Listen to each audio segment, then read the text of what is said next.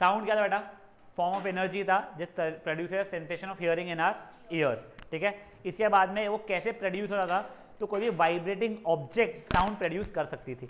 पर देखो एक और चीज़ मैं आपको समझाता हूँ, ऐसा बिल्कुल ज़रूरी नहीं है कि हर वाइब्रेटिंग ऑब्जेक्ट साउंड प्रोड्यूस करेगा, क्योंकि कभी कभी ऐसा होता है उससे जो वाइब्रेटिंग ऑब्जेक्ट साउंड प्रोड्यूस वैसे कर रहा है आपके कान तक के उसकी उतनी एनर्जी प्रोड्यूस ही नहीं हो रही। फॉर एग्जाम्पल देखो, मेरा ये हाथ अभी वाइब्रेट कर रहा है, मैं ऊपर नीचे ऊपर नीचे ऊपर नीचे कर रहा हूँ तो उसकी आवाज़ नहीं आ रही है। क्यों? क्योंकि शायद उसका एम्पलीट्यूड है, उसकी इतनी एनर्जी है ही नहीं कि आपके कान तक पहुंचने पे आपके कान के पर्दे को प्रॉपर्ली हिला पाए, ठीक है। एक और चीज़ होती है जो अपन आगे देखने वाले हैं, कुछ रेंज ऑफ साउंड्स होते हैं या वाइब्रेशन होती है, ठीक है, जिसकी फ्रीक्वेंसीज होती है उसके बीच में ही हमें सुनाई देता है। उससे कम या उससे ज़्यादा होगा तो हम लोग केपेबल नहीं होंगे वो सुनने के, ठीक है। अब प्रोपोगेशन ऑफ साउंड मतलब साउंड ट्रैवल कैसे करता है, तो बेटा प्लीज देखिए वंशदीप, साउंड ट्रैवल कैसे करता है? तो साउंड को ट्रैवल करने के लिए मीडियम लगता है। मीडियम लगता है मतलब वो कैसे टाइप ऑफ वेव हो गई है? मैकेनिकल वेव हो गई है वो, ठीक है ना। तो इसका पहला एक्टिविटी क्या है बेटा मैकेनिकल वेव के लिए? वो बेल जार वाला, ठीक है, अपन जार में रखा वैक्यूम से अपन हवा पंप आउट करते जा रहे हैं, फाइन। अब देखो ये ऐसा क्यों होता है?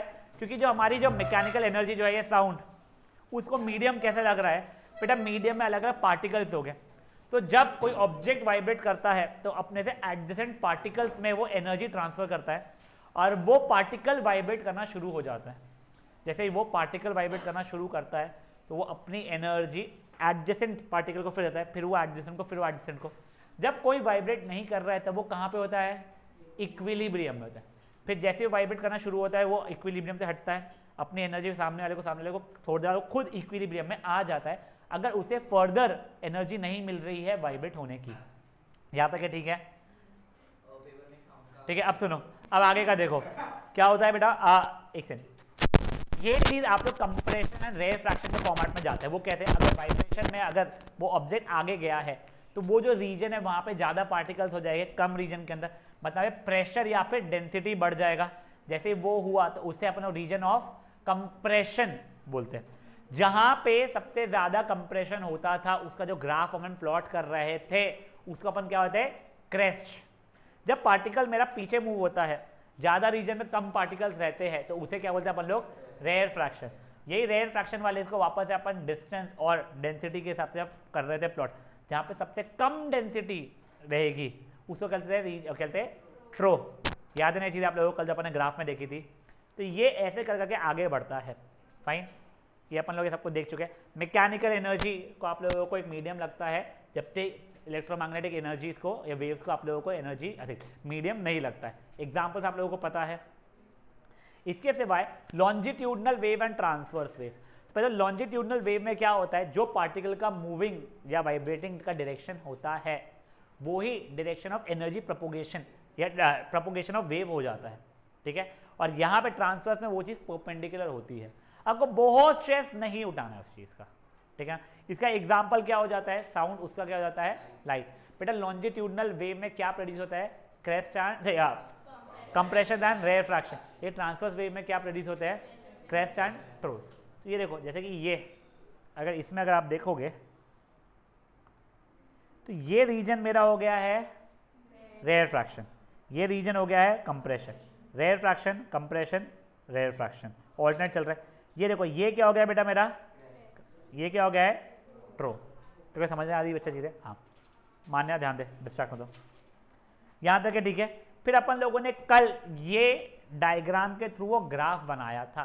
बेटा प्लीज़ ये मत सोचो कि जो पार्टिकल था ये यहाँ पे ऊपर नीचे ऊपर नीचे ऊपर नीचे होने वाला है, नहीं, ये पार्टिकल आगे पीछे ही हो रहा है। ये ग्राफ किसका है? डेंसिटी या प्रेशर का अगेंस्ट डिस्टेंस है, जिसके अंदर दिस इज नॉट जीरो, ये आप लोगों का इक्विलिब्रियम है या एवरेज डेंसिटी या एवरेज प्रेशर वाला है। ये हाईएस्ट पॉइंट्स को क्या बोल रहे हैं अपन लोग? क्रेस्ट। लोएस्ट पॉइंट्स को क्या बोल रहे हैं अपन लोग? ट्रोस। यहाँ तक किसी को कोई इशू है? ये बिटवीन टू कॉन्जिक्यूटिव क्रेस्ट का डिस्टेंस या टू कॉन्जिक्यूटिव ट्रोस के डिस्टेंस को क्या बोलते हैं अपन लोग? Wave length. वेव लेंथ को डिनोट कैसे करते हैं? लैम्डा, ठीक है ना। उसका एसआई यूनिट क्या होता है? मीटर्स, ठीक है। बेटा ये एवरेज से हाईएस्ट वाला जो अपना डेंसिटी वाला है या लोएस्ट वाला डेंसिटी वाला है उसके बीच में जो डिस्टेंस होती है उसको क्या बोलते हैं हम लोग? एम्पलीट्यूड। जितनी ज़्यादा एम्पलीट्यूड रहेगी उतनी ज़्यादा एनर्जी रहेगी, उतना दूर तक के आपका साउंड ट्रैवल कर पाएगा। समझा ये चीज़ें क्या होती है? तो जब आप विस्पर करते हो तो आप लोग क्या कर रहे हो? एम्पलीट्यूड कम में बात कर रहे हो, जिससे ज़्यादा दूर तक के जाए ना। और यही जब आप माइक पे बोल रहे हो स्पीकर उसके एम्पलीट्यूड को बढ़ा देता है और वो ज़्यादा दूर तक के आवाज़ पहुंचना शुरू होती है। यहाँ तक है, ठीक है? अब देखो गाइस, अब अपन ने आई थिंक कल ये वेवलेंथ तक का करके छोड़ दिया था। अब देखो एक चीज़ होती है, आप लोगों ने कई बार ये सुना होगा कि for example Rokade is frequently thirsty in class. Frequently का मतलब फ्रीक्वेंसी से आता है। फ्रीक्वेंसी से मतलब कोई चीज़ कितनी बार अकर हो रही है, ठीक है?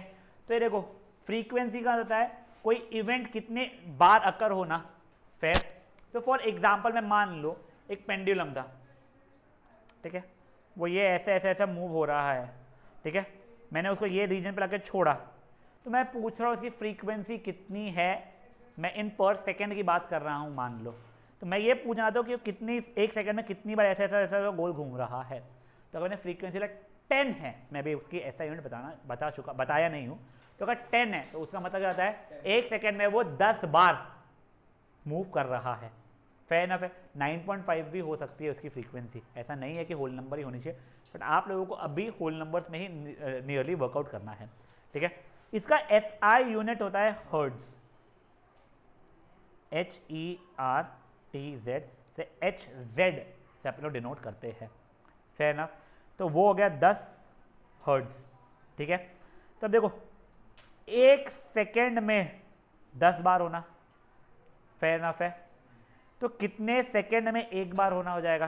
तो ये एक सेकेंड में एक बार कर रहा होगा अपना, तो क्रिस क्रॉस होने एक्स की वैल्यू आपकी 1/10 आ जाएगी। तो इसको बोलते हैं टाइम पीरियड। क्या बोलते हैं? चलो इसको टाइम पीरियड, मतलब एक बार वो इवेंट को अकर होने में कितना टाइम लगने वाला है। तो फॉर एग्जाम्पल मैं आपको एक रैंडम सा क्वेश्चन बना के दे रहा हूँ, ठीक है ना? What is the frequency of minute hand? Soon low please, minute hand in a day. मतलब मेरा बोलने का मतलब ये, मिनट हैंड एक दिन में कितने बार गोल चक्कर मारता है? 16 बिल्कुल गलत है। मिनट हैंड एक दिन में कितनी बार चक्कर मारता है? बिल्कुल गलत है। 24। बेटा एक दिन में 12 का एक मारेगा चक्कर तो वो 1 घंटा होगा, फिर एक और बार ऐसा करते करते 24 बार चक्कर मारता है। तो ये 24 क्या हो गया? इसकी फ्रीक्वेंसी हो गई है, ठीक है ना? और टाइम पीरियड कितना हो जाएगा बेटा उसका? तो उसका 60 मिनट्स होता है, बट मैं इन अ डे की टाइम बात करूंगा तो 1/24 हो जाएगा, ठीक है ना? 24th ऑफ अ डे वाला होता है उसका, ठीक है? यहाँ तक के कोई इशू है यहाँ पे किसी को भी? श्योर। देखो एक सेकेंड, फ्रीक्वेंसी का मतलब होता है हाउ फ्रीक्वेंटली समथिंग हैपेंस, ठीक है ना? या something event occurs. Time period जिसे कैपिटल T से डिनोट किया जाता है वो होता है एक बार के लिए कितना टाइम लगेगा। फेयर इनफ है। अब एक चीज समझ लो, time period is reciprocal of frequency. वैसे फ्रीक्वेंसी को ये स्टाइलिश V से डिनोट किया जाता है जिसे बोलते हैं म्यू। क्या बोलते हैं उसे? न्यू या म्यू, जो भी बोलते हैं, न्यू बोलते हैं शायद, मुझे नहीं पता, ठीक है ना? ठीक है, ओल्ड न्यू म्यू प्यू सब बोलते हैं हम लोग, इसको ऐसे लिखा जाता है। बट क्या होता है ना, ये सिंबल बहुत कंफ्यूज करता है, इसलिए आई प्रेफर यूजिंग F, ठीक है ना? फेयर इनफ है। यहाँ तक इसे कोई इशू है तो मेरा फ्रीक्वेंसी इज 1/T या T इज 1/फ्रीक्वेंसी, ठीक है? फ्रीक्वेंसी का V F लैम्डा करके एक होता है, बट तू वो नहीं पूछे, तुमसे कुछ और पूछे, समझा नहीं है। आपने वो मिनट हैंड वाला कैसे कैलकुलेट? मैंने कैलकुलेट, मैंने गिना एक दिन में कितनी बार वो वापस से 12 पे आने वाला है। नहीं तो वैसे नहीं, आपको गिनना ही पड़ेगा। कोई भी चीज़ फ्रीक्वेंसी आप कैलकुलेट नहीं कर सकते अनलेस आपको उसका वेवलेंथ पता हो और वेलोसिटी पता हो। वो रिलेशन पे अपन आने वाले अभी, ठीक है? अब ओए आप लोगों को ये चीज़ समझी है अब सुनो, आप लोगों का टाइम पीरियड का ऐसा यूनिट क्या होगा? सेकेंड रहेगा यार, ठीक है ना। आप लोगों का फ्रीक्वेंसी का ऐसा यूनिट क्या है? हर्ट्ज, ठीक है। वैसे अगर देखा जाए ना तो फ्रीक्वेंसी 1/t हो रहा है, मतलब 1/सेकेंड हो रहा है, तो उसको सेकेंड की पावर -1 भी बोला जाता है, ठीक है ना। Hertz is also equivalent to second की power -1।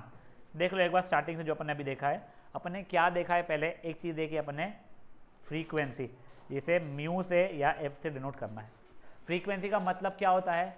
How frequently does something happen या अकर, ठीक है। इसका ऐसा यूनिट होता है हर्ट्ज। टाइम पीरियड, इसका मतलब क्या होता है? एक बार पूरा करो, वो कंप्लीट एक्शन होने के लिए ना, कंप्लीट वाइब्रेशन होने के लिए बोल दीजिए, कितना टाइम लग रहा है, इसका ऐसा यूनिट क्या होता है? सेकेंड। तो देखो t इज 1/f बोलो या f इज 1/t बोलो, दोनों सेम होता है। तो ये आप लोग हर्ट्ज का एक और ऐसा यूनिट s की पावर -1 भी हो जाता है कभी कभी, क्योंकि MCQ में पूछ सकता है। यहाँ तक किसी को कोई भी इश्यूज है? अरे जैसे अपने को याद है कि अपन लोगों का kg मीटर पर सेकेंड स्क्वायर था, ये किसका था? अपना न्यूटन की जगह का था। तो इसकी जगह पे अपने n लिखना शुरू किया, जैसे इसकी जगह पे अपन ने hz लिखना शुरू किया, वैसा है, ठीक है ऋत्विक। यहाँ तक किसी को कोई इशू है? पक्का से?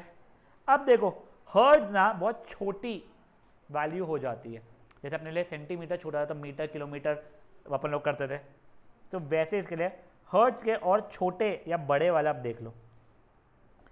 किलो, बेटा देखो लाइफ में किलो और आगे कुछ ग्राम लिखा हुआ है समझ लो, तो क्या होता है? किलो का मतलब ही होता है 10⁻³ यानी 1000, ठीक है ना। तो किलो हर्ट्ज तो 10⁻³ हर्ट्ज। किलोमीटर मतलब 10⁻³ मीटर। वैसे ही मेगा का भी एग्जैक्ट 10⁻6 होता है, मतलब तो मेगा मीटर कभी गलती से आ गया तो 10⁻6 मीटर, पर अपन यूज नहीं करते उसको।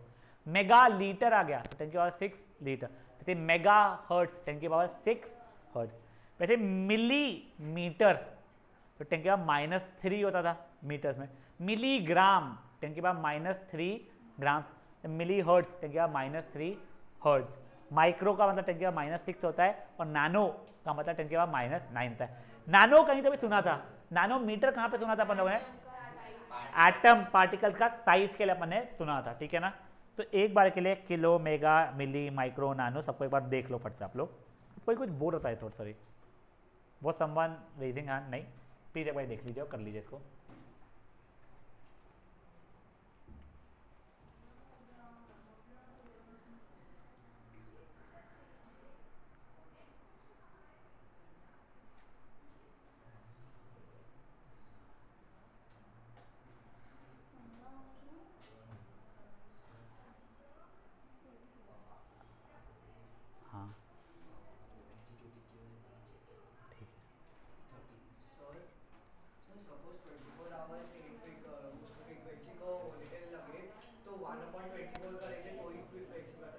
हाँ अब गाइस ओए ये बेसिक चीज समझ में आ गई आप लोगों को पक्का से? अब देखो प्लीज, ये आप लोगों को टाइम पीरियड भी मैंने बता दिया है, ठीक है। ये जो उसने फ्रीक्वेंसी लिखा है इसको अभी के लिए ऐसा लिखता हूँ एफ। आपको ये रिलेशन ही बता दिया मैंने, फाइन। अब सुनो, अब प्लीज सुनो, ये सब ना डेफिनेशंस है, आपको न्यूमेरिकल के काम में नहीं आएंगे, बट ये डेफिनेशन 1 मार्क के आपको हाईली लाइक देते हैं। पिच, पिच का मतलब क्या होता है कि आप लोग का जो श्रिलनेस होता है साउंड का, वो क्या होता है। फॉर एग्जाम्पल देखो, ये मेरी नॉर्मल आवाज़ है और ये क्या कर रही तू, ये तो ये श्रिलनेस बढ़ गई है, ठीक है। मेजरली गर्ल्स की नॉर्मल आवाज़ की श्रिलनेस वॉइस की आवाज़ से ज़्यादा होती है। जिसकी श्रिलनेस ज़्यादा है उसकी फ्रीक्वेंसी ज़्यादा होती है। देखो मैं एम्पलीट्यूड की बात नहीं कर रहा हूँ, जम के बोलना है धीरे बोलना, मैं फ्रीक्वेंसी की बात कर रहा हूँ, ठीक है ना। तो कई बार कुछ लोगों की आवाज़ जो चुभती है वो श्रिलनेस के कारण चुभती है, ठीक है। जो मैंने अभी आवाज़ जिसमें बोला था उसकी श्रिलनेस ज़्यादा थी, मतलब फ्रीक्वेंसी ऑफ वाइब्रेशन ज़्यादा थी, ठीक है। तो देखो pitch of a sound depends on the frequency of vibration. हमारा ब्रेन है जो उसकी फ्रीक्वेंसी को कर लेता है कैच, ठीक है ना। ये अब डिफरेंट ऑब्जेक्ट डिफरेंट कहते ये रहती है फ्रीक्वेंसी रहती है, रादर मेरी और कोई और बंदे की भी फ्रीक्वेंसीज ऑफ स्पीकिंग अलग अलग रहने वाली है। तो इनफैक्ट आपको ये चीज़ पता है क्या, मिमिक्री आर्टिस्ट पता है आप लोगों को, तो what they do is they are able to speak in XYZ person shrillness या इन देयर फ्रीक्वेंसी, उसके लिए उनकी आवाज़ वैसी आती है, समझा। तो they I don't know how they do it but they are able to do that, समझा ये चीज़ आप लोगों को। तो अब देखो जैसे कि ये दोनों इसमें आप देखोगे एक बार का, आपको लेफ्ट और राइट वाले इसमें क्या सिमिलर दिख रहा है, पहले मुझे बताओ। वेवलेंथ उसका बिल्कुल सिमिलर नहीं है पापियो, उनका एम्पलीट्यूड सेम है, ठीक है। क्या डिफरेंट है, तो देखो ये वेवलेंथ डिफरेंट है, साथ ही साथ में मान लो अगर ये मेरा 1 सेकेंड हो रहा है इतना ब्लॉक है ना, ये 1 सेकेंड हो रहा है, इक्वली मैं बनाने की कोशिश कर रहा हूं, तो आपको दिख रहा है फ्रीक्वेंसी अलग अलग हो रही है। तो फ्रीक्वेंसी समझा नहीं, उससे कैसे देखते हैं, तो चलो ठीक है अपन यहां पे आते हैं एक बार ग्राफ पे अपने। फॉर एग्जाम्पल मान लो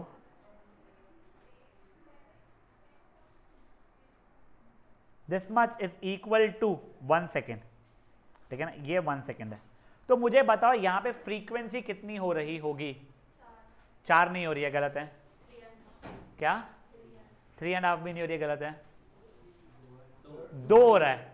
क्यों, देखो पार्टिकल का पहले उस पर पहुंचा कंप्रेशन, इक्विलिब्रियम, रेयर फ्रैक्शन, फिर इक्विलिब्रियम, तो ये वापस से अपने ओरिजिनल स्टेट पे, फाइनल वाले ओरिजिनल स्टेट पे आया हुआ है। तो ये पूरा का पूरा मिला के एक बार वो इवेंट हुआ है और फिर ये दूसरी बार हुआ है, 1 सेकेंड में 2 बार हो रहा है। तो फ्रीक्वेंसी कितनी हो गई इसकी, 2 हर्ट्ज, ठीक है। टाइम पीरियड कितना हो जाएगा, एक कंप्लीट करने के लिए उसे आधा सेकेंड लग रहा है, ठीक है ना। तो देखो अगर नहीं समझा टाइम पीरियड, वैसे भी हमारा क्या होता था 1/f होता था, तो 1/2 मतलब 0.5 सेकेंड हो रहा है। नहीं सर वैसे भी नहीं समझना, तो ग्राफ से अगर देख के बताना है तो बच्चा लोग ये देखो ना, ये 1 सेकेंड में हो रहा था, यहाँ तक ऑब्वियसली 0.5 सेकेंड हुए थे, तो एक पूरा का पूरा कंप्लीट होने के लिए वाइब्रेशन आपको 0.5 सेकेंड लग रहे थे। समझ आया था कि क्या हो रहा है। तो ये 0.5 सेकेंड का क्या हो गया भाई लोग, टाइम पीरियड, जैसे हम लोग काय से डिनोट करते हैं, कैपिटल टी, ऐसा यूनिट क्या होता है उसका, सेकेंड्स यानी एस। इसकी फ्रीक्वेंसी कितनी हो रही थी मेरी, 2, उसे काय से रिप्रेजेंट करते हैं हम लोग, न्यू से, ठीक है ना। अभी अपन लोग एफ लिखेंगे, एग्जाम के समय हमेशा न्यू लिखना, ठीक है ना। अभी समझने के लिए हम लोग न्यू की जगह एफ लिखेंगे, ठीक है। उसका ऐसा यूनिट क्या होता है, हर्ट्ज। मेगा हर्ट्ज कितने हर्ट्ज होते हैं, 10⁻⁶। माइक्रो कितने होते हैं, -6। नैनो -9। किलो 10⁻3 और मिली 10⁻⁻3, -6 नहीं, -3, ठीक है। यहां तक है। अब देखो ये तो हो गया,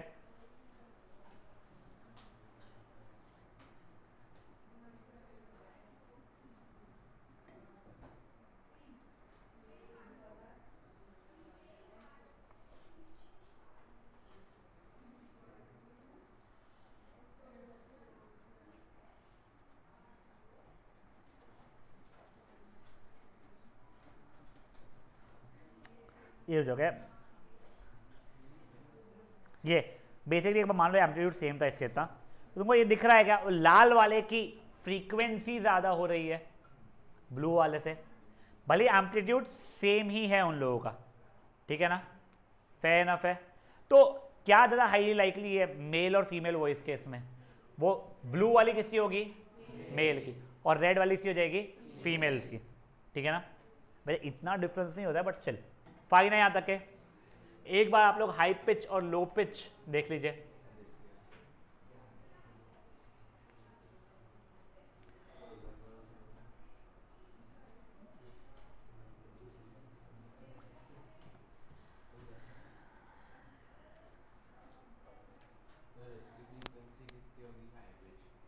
वो पता नहीं बेटा, वो तो अब देखो कितना सेकेंड है तो मैंने रैंडमली लिया हुआ था, यहाँ तक है, ठीक है लाइफ अपनी। अब देखो तुमको एक और चीज दिख रही है क्या, अगर फ्रीक्वेंसी ज्यादा है तो वेवलेंथ ज्यादा है कम है, कम है, ठीक है ना। देखो दो कॉन्जिक्यूटिव क्रेस्ट या ट्रो के बीच में डिस्टेंस कम हो रहा है। अगर फ्रीक्वेंसी कम है तो वेवलेंथ क्या हो रहा है हमारा ज़्यादा। ये ठीक है आप लोगों के लिए। सॉरी नहीं, वो तो रिवर्बरेशन पे जा रहा है बच्चा, that is a different thing. रुक जाओ। अब गाइस लाउडनेस और सॉफ्टनेस का पे डिपेंड करती थी अपने एम्पलीट्यूड, ठीक है ना। हायर एम्पलीट्यूड हायर एनर्जी ज़्यादा डिस्टेंस ट्रैवल करेगा। ये देखो इन दोनों केस में एम्पलीट्यूड डिफरेंट है, बट फ्रीक्वेंसी बोलो, वेवलेंथ बोलो या टाइम पीरियड मस्ती में बोल दो, सब सेम है, ठीक है ना। यहाँ तक कोई इशू है पक्का से? एक बार के लिए इतना देख लो आप लोग।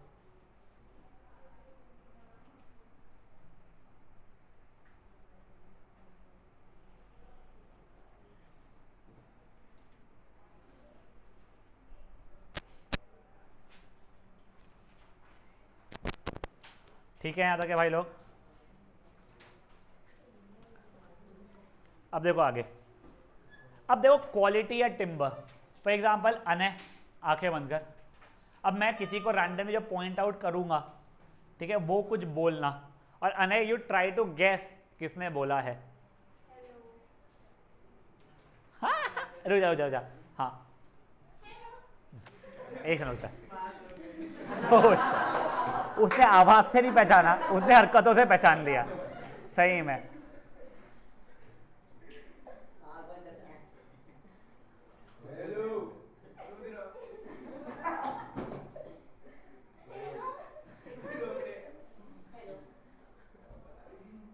नहीं रुक जाओ बस को जान दो, नहीं तुम कर लो पूरा, नहीं हम रुके हैं तुम्हारे लिए। एक आंखें बंद कर, चुप कर तू बेवकूफ।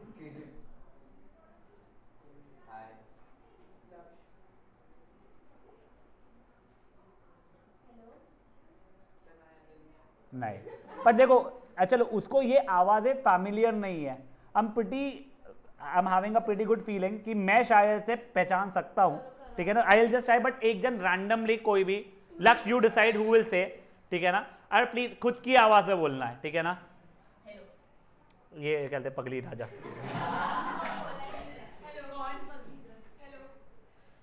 माही की जैसी लग रही है आवाज। ये कार्य एक बार वापस बोल, रुक रहे बचे वापस बोल। मान्या थी वो, वापस बोल। ये सानवी की लग रही है बट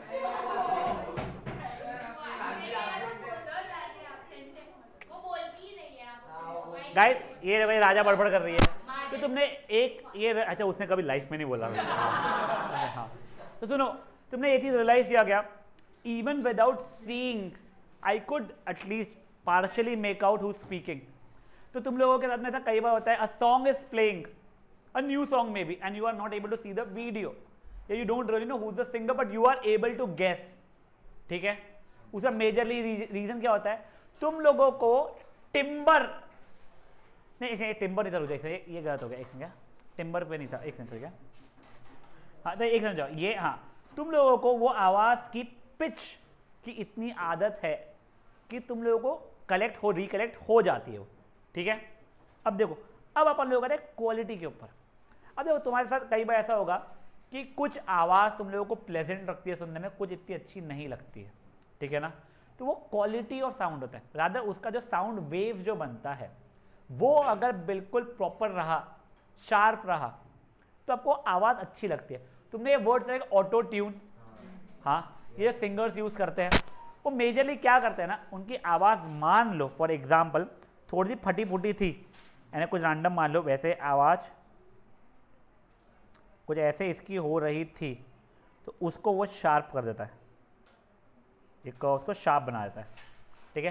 तो ये मेजरली क्या करता है बेटा, उसकी क्वालिटी या उसके टिम्बर को सुधारना शुरू कर देता है। तो कैरेक्टरिस्टिक प्रॉपर्टी ऑफ ये जो हमको अलग अलग साउंड के फ्रीक्वेंसी और ये लाउडनेस में डिफ्रेंशिएट करने में हेल्प करता है।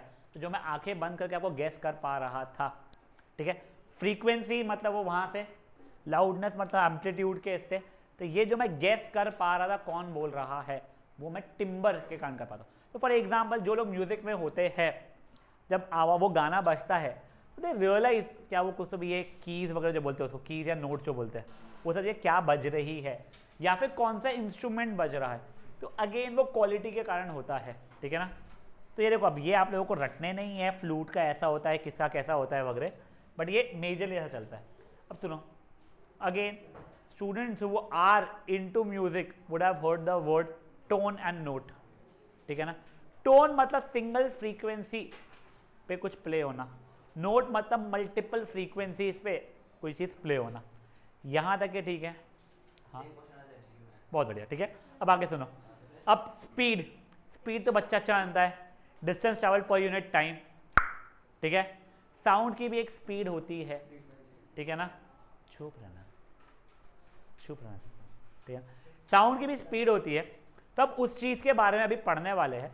बट देखो स्पीड तो तुम लोगों को पता है, मैंने यहाँ पे बोला आपके तक के पहुँचने में जितना टाइम लगा होगा डिस्टेंस होगा डिवाइड करके अपना आंसर निकाल देंगे, तो अभी उसकी बात नहीं चल रही है डिस्टेंस अपॉन टाइम के स्पीड निकालना।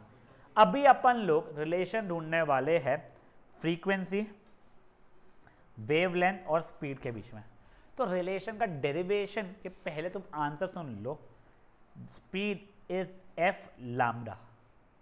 एफ का मतलब क्या होता है, फ्रीक्वेंसी, और ये लैम्डा। तुम लोगों को यहाँ पे नोट्स में ये जो लिखा हुआ है ना, वी इज म्यू लैम्डा, ये मत याद रखना प्लीज। तुम लोगों को क्या रटना है, स्पीड इज एफ लैम्डा, ठीक है। भले ही तुम लिखोगे म्यू लैम्डा, सब आप बोलोगे क्या उसे, एफ लैम्डा। मैं तुमको इसलिए बोल रहा हूँ, ये चैप्टर में 3 से 4 बातें से पढ़ाया है।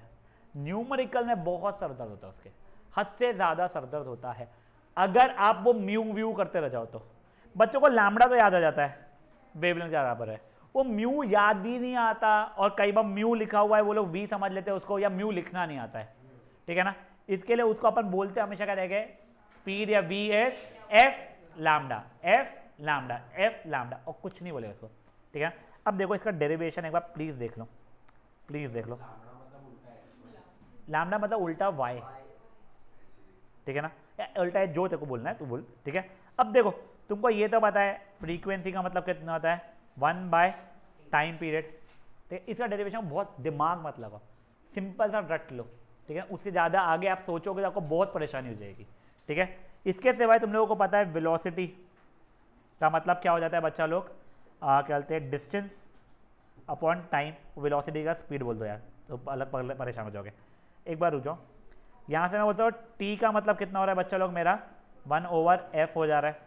स्पीड मतलब v है, डिस्टेंस क्या था हमारे कॉन्जुगेटिव क्रेस्ट होगा, लैम्डा था, अपॉन टाइम मैंने t हो रहा है, t की वैल्यू कितनी है बेटा, 1/f है, तो v is lambda upon 1/f, तो v इज f लैम्डा, खत्म, कुछ और नहीं। देखो एक और बार क्या हुआ है, मेरे को ये पता है मेरा टाइम पीरियड कितना होता है, 1 फ्रीक्वेंसी होता है, यहाँ तक ठीक है। फिर मैंने बोल दिया मेरा स्पीड कितना होता है, डिस्टेंस अपॉन टाइम होता है। स्पीड को मैं v से लिख रहा हूँ, डिस्टेंस मेरा लैम्डा रहेगा, टाइम मैंने टाइम पीरियड हो जाएगा मेरा, ठीक है। तो speed is lambda upon 1/f, तो speed is lambda into f। समझा आप लोगों को क्या हुआ है, स्पीड इज f लैम्डा। इसी न्यूमेरिकल्स आज नहीं अपन कल करने वाले हैं, बट हाँ नहीं आज नहीं, अपने को टाइम लगेगा उसको, अपन डेडिकेटली 1 घंटा उसका वो ही करने वाले हैं। बट प्लीज ये डेरिवेशन समझाएगा आप लोगों को अभी का पक्का, स्पीड इज एफ लैम्डा, और कुछ नहीं याद रखना। अब एक बार के लिए ये चीज़ समझ लो आप लोग, स्पीड ऑफ साउंड हमारे मेजरली हर फ्रीक्वेंसी के लिए अप्रोक्सीमेटली सेम ही रहने वाली है इन अ गिवन फिजिकल कंडीशन। मतलब ऐसा नहीं है कि मेरी फ्रीक्वेंसी अलग थी और हीर की फ्रीक्वेंसी अलग थी बोलने की, अगर तो हमारी स्पीड अलग अलग हो जाएगी, नहीं, हम लोगों की साउंड की स्पीड सेम रहने वाली है। देखो अगर मेरा v इज f लैम्डा है, ये कांस्टेंट रहने वाला है, तो अगर किसी की फ्रीक्वेंसी हाई है तो उसका वेवलेंथ कम रहेगा, और जिसकी फ्रीक्वेंसी कम है उसका वेवलेंथ हाई रहेगा। वो देखो वो यहीं पे अपन डिस्कस कर रहे थे, याद है आप लोगों को। बेटा देखो आपका फास्ट बोलने का मतलब ये नहीं है कि फट से आवाज़ पहुंच जाएगी, आपकी बात फट से कंप्लीट हो जाएगी, वो होता है। For example I have to say my name is Sanket, all my words took the same speed से ट्रैवल किया, ऑल माई वर्ड्स यानी कि my sound, but if I said my name is Sanket, अभी भी स्पीड वो ही रही तेरे तक के कान में पहुंचने के लिए, ओनली मैंने पट पट बोला तो मेरे सेंटेंस जल्दी खत्म हो गया. So that does not create any difference. How fast are you speaking means how fast is your thing traveling. It only depends on the medium. You कौन से frequency कौन सी चीज़ों पे डिपेंड करती बताऊंगा मैं. But हाँ yes यू में से हाँ बेटा तू क्या थी किस चीज़ मायने में संकेत जल्दी पहुँच गया आवाज़ नहीं. हाँ ठीक है. तो देखो तुम्हारी स्पीड इस एफ लैम्डा था, ये कांस्टेंट रहता है. जिसकी फ्रीक्वेंसी ज़्यादा रहेगी यानी ये उसके बीच का वेवलेंथ कम रहने वाला था, और जिसकी फ्रीक्वेंसी कम रहेगी मतलब ये वाला उसके बीच का वेवलेंथ ज़्यादा रहने वाला था. वो पहले अपन डिस्कस कर चुके थे. यहाँ तक है ठीक है. तो अब देखो हमारा स्पीड ऑफ साउंड किन किन मैटर्स किन किन चीज़ों के ऊपर डिपेंड करता है. तो पहले तो speed of sound is obviously less than speed of light. ये बच्चे सब लोग जानते हैं. स्पीड ऑफ लाइट कितनी होती है 3 × 10⁸ मीटर पर सेकेंड होती है. उससे ज़्यादा फास्टर अभी तक चीज़ें शायद बनी नहीं है, कुछ तो भी ऐसा कुछ कंसेप्ट है but not getting into it. Speed of sound से बहुत कम है. 344 अप्रोक्सीमेट 340 मीटर पर सेकेंड होती है. कोई तो भी एक 17 डिग्री सेल्सियस वगैरह पे इतने ह्यूमिडिटी वगैरह पे वो छोड़ो. अब सुनो स्पीड ऑफ साउंड किन किन चीज़ों के ऊपर डिपेंड करता है. तो पैदा कौन से मीडियम में हो, ठीक है. मीडियम की डेंसिटी जितनी ज़्यादा रहती है साउंड की स्पीड भी उतनी ज़्यादा रहती है. क्यों? तुम देखो पार्टिकल अगर बहुत ज़्यादा क्लोजली चिपके हुए हैं तो ये थोड़ा भी वाइब्रेटर फट से दूसरा वाइब्रेटर का फट से तीसरा फट से चौथा फट से पांचवा, तो वाइब्रेशन आपका फटफट ट्रैवल कर पाएगा. यही अगर पहले ही आपके ऑब्जेक्ट्स के जो पार्टिकल्स थे उनके बीच में स्पेसिंग ज़्यादा थी तो वो जो वाइब्रेशन हो रहा है वो दूसरे तक के पहुँचने में थोड़ा टाइम लग जाएगा. तो इस कारण सॉलिड में स्पीड सबसे ज़्यादा होती है, उससे कम लिक्विड में होती है, उससे और कम गैस में होती है. ठीक है. अब देखो अगर वैसे कभी करना नहीं बट जैसे एक ऐसे ही बताता आप लोगों को, रेल की जो पटरी होती है, ट्रेन नहीं आ रही अपन लोग कई बार आई नहीं अभी तक क्या करना, उतर जाना पटरी पर कान लगा के बैठ जाना. ठीक है ना. तुम्हारे को ट्रेन की आवाज़ बहुत पहले आना शुरू हो जाएगी, जितनी वजह उसकी पू पू पू पू जो बजा रहा है वो एयर से आने के. तो you will know a little earlier but just make sure कि वहाँ पे टीसी ना हो, गेम ओवर. ठीक है. ये हो गया. नेक्स्ट हम कर सकते बिल्कुल कर सकते बेटा आज. हाँ चूहे पॉटी वगैरह तो बहुत रहती है यहाँ पे, सब रहती है तो उठ जाएगा कोई नहीं. अब ध्यान दो शांत. ओए टेम्परेचर ऑफ द मीडियम, जितना ज़्यादा टेम्परेचर रहेगा उतना जल्दी आप तक आवाज़ पहुँचेगी. ठीक है. अगेन वो वाइब्रेशन के ऊपर डिपेंड करता है. टेम्परेचर बढ़ता वाइब्रेशन बढ़ना शुरू हो जाती है बट वो छोड़ो. नेक्स्ट ह्यूमिडिटी ऑफ एयर पे भी डिपेंड करता है. अगर ह्यूमिडिटी ज़्यादा रही तो भी साउंड आपका जल्दी ट्रैवल कर पाएगा. ठीक है. तो ये 3 फैक्टर्स के ऊपर डिपेंड करता है. तो आपको एक रैंडमली ऐसा पूछ सकता है 22 डिग्री सेल्सियस में मेरा नागपुर में स्पीड ज़्यादा रहेगी साउंड की या 22 डिग्री सेल्सियस में मुंबई में ज़्यादा रहेगी आपके हिसाब से. मुंबई में क्यों? ह्यूमिडिटी ज़्यादा है. 22 ऐसे समर में साउंड की स्पीड ज़्यादा रहेगी नागपुर में या विंटर में? समर में टेम्परेचर ज़्यादा रहेगा तब. समझा ये चीज़ें क्या हो रही है आप लोगों को? Fair enough. अब ये देखो रिफ्लेक्शन ऑफ साउंड के ऊपर अपन लोग आना चाहिए बट ठीक है अपन लोग अभी के लिए ये चीज़ यहीं पे एंड करते हैं. ठीक है. Will take a 5 minutes break. वैसे I really do not want to give but will take a 5 minutes break.